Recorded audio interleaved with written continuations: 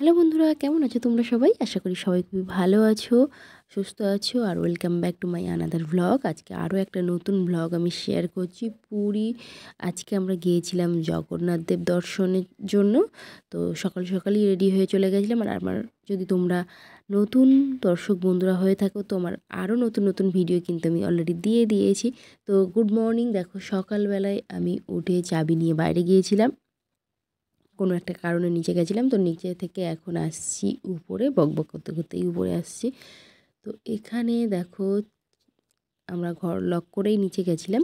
তো যত সম্ভব ওখানে সবাই প্ল্যান হয়েছে যে এখন খাওয়া দাওয়া কিছু হবে না, সকালবেলা জাস্ট স্নান করে সবাই মিলে আমরা আগে মন্দিরে যাব। কারণ ঈশানের ছিল মানসিক, ওখানে মানসিক চুকানোর একটা ব্যাপার ছিল, সেটার জন্য ঈশানকে আমাকে সুন্দর করে স্নান টান করে রেডি করিয়ে নিয়ে যেতে হতো। এবং ওখানে আমাদের যেহেতু মেন উদ্দেশ্যই ছিল হচ্ছে পুরীতে আমাদের জগন্নাথের কাছে হচ্ছে মানসিক ছিল ঈশান হওয়ার আগে থেকেই। তো সেই মানসিকটা পূরণের জন্যই আমরা ওখানে মেনলি গিয়েছিলাম। তো নিচে থেকে সমস্ত কথাবার্তা কমপ্লিট করে এসে এখন আমরা ব্রাশ করছি।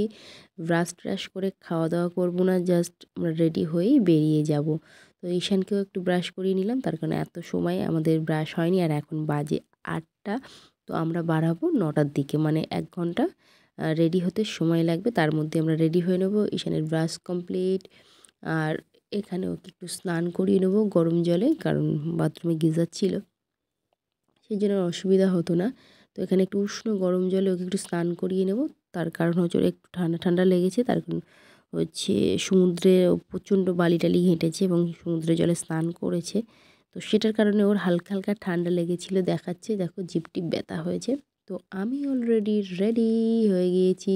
আর এই দেখো এই কানেরটা আমি কিনেছিলাম পুরী থেকে, 30 টাকা নিয়েছিল, সেটাই দেখছিলাম। আর জামাটার সঙ্গে সুন্দরভাবে ম্যাচ করেছিল। তো আমি তো রেডি হয়ে গেছি, ঈশান দেখি কি করছে। তো রেডি সেডি হয়ে যাওয়ার পর আমি নিজেকেই দেখছি যে ঠিকঠাক আছে কি নাই। দেখো ঈশানকে একদম একটা ঠান্ডার পোশাক পরিয়ে নিয়েছি, কান ঢাকা দিয়ে নিয়েছি টুপি দিয়ে। তার কারণ বাইরে যেহেতু অনেকটাই সকাল আছে, মানে 9টা, একটু একটু তো বাইরে ঠান্ডা ঠান্ডা আছে। তো সেই কারণে ওকে সমস্ত কিছু পরিয়ে নেওয়া, তো ওর মুডটা একদম অফ হয়ে গেছে, এসবগুলো কিছুই পরবে না। তো চলো দেখা যাক, রাস্তাতে আমরা সবাই মিলে একসঙ্গে দেখা করব। তো পাশের রুমে ছিল যেহেতু আমার বান্ধবীরা, তো দেখো আমরা ওপর থেকে সবাই রেডি সেডি হয়ে নিচে নেমে আসছি।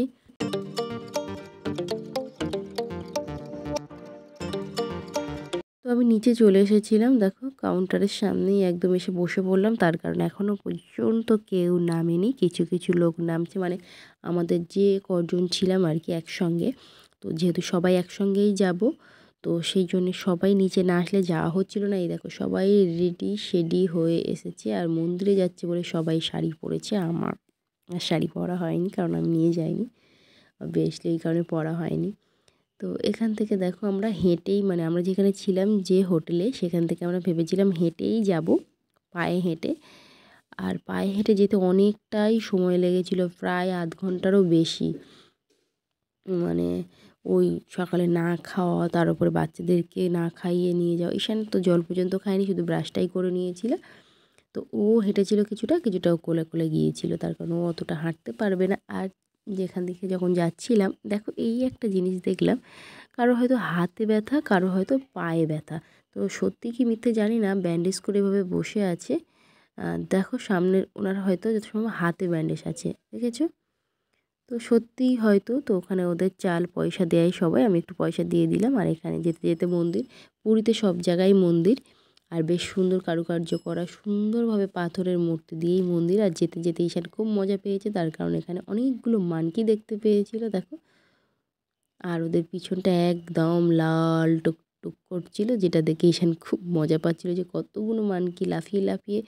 আর ওখানের মানুষগুলো না খুব বিরক্ত হয়, এরা এত বাড়িতে গিয়ে জ্বালাতন করে যে হই হই হই হই করে বাড়ির লোকগুলো দেখি তাড়িয়ে বার করে দিচ্ছে এই মানকিগুলোকে। তো পূজা কি বলছে শোনো, পূজা বলছে মানসিক শান্তি। এত সময় হাঁটার পরে এই যে দেখতে পেলাম মন্দির।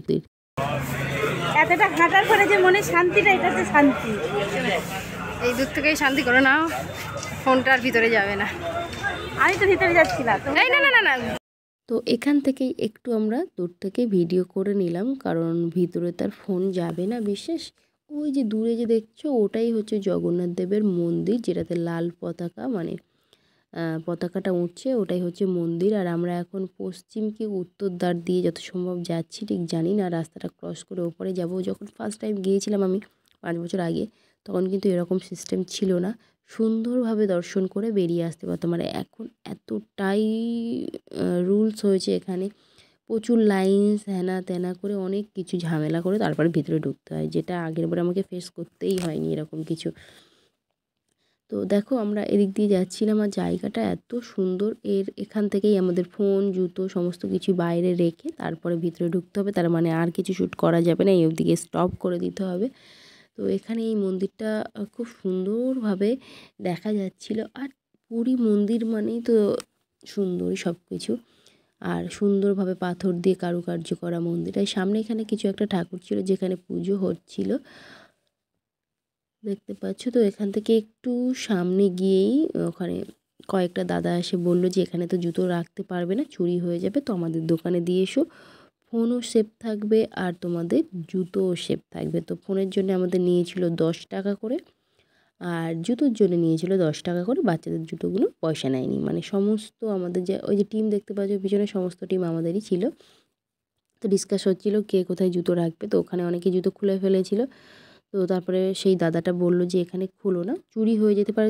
তার কারণ হচ্ছে তোমরা এখানে কখন আসবে কোনো ঠিক নেই। মানে হয়তো সেটা 1 ঘন্টা হতে পারে, আবার 4 ঘন্টার পরেও কিন্তু তোমরা বার হতে পারো।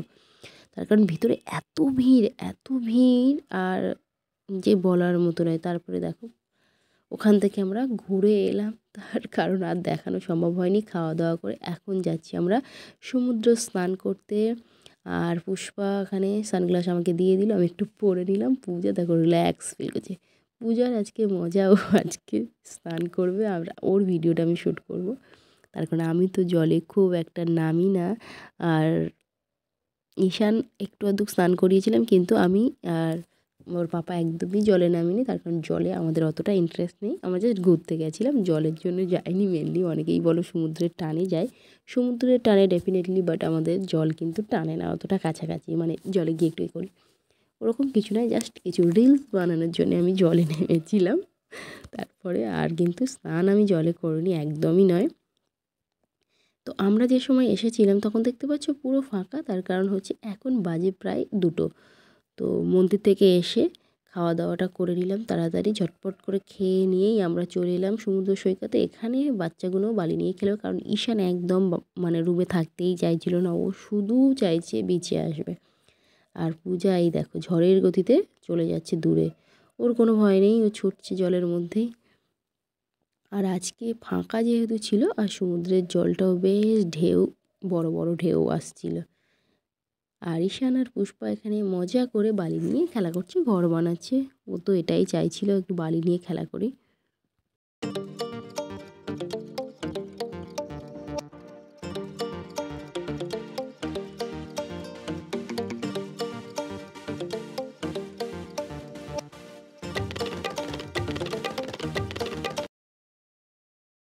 এই দেখো পূজা চলে গেছে আরও দূরে এখানে। আর ঢেউগুলো দেখো কত বড় বড় ঢেউ আসছে, এটা দেখতেই ভালো লাগছে আমার।